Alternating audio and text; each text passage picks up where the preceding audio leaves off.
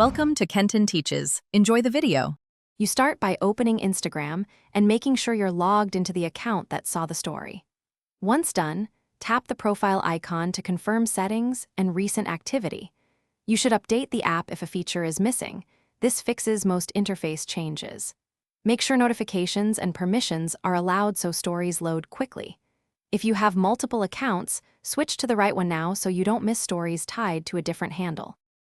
You find stories in the top feed row or on the user's profile. Tap their ringed avatar to open the story viewer.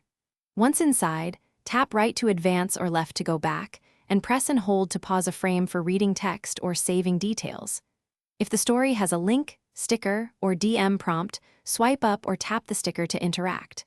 This helps you get deeper context like polls, location tags, or product links while watching. You can save what you see by screenshotting or using the story's save icon if the uploader enabled it. For your own past stories, go to Profile menu, then Archive to review automatically saved content. Once done, you can share or download from there. If a story won't load, make sure your connection is stable, close, and reopen the app and clear the app cache. These steps fix most loading errors.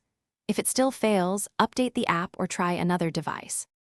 Thanks for watching. Please subscribe if this video was helpful.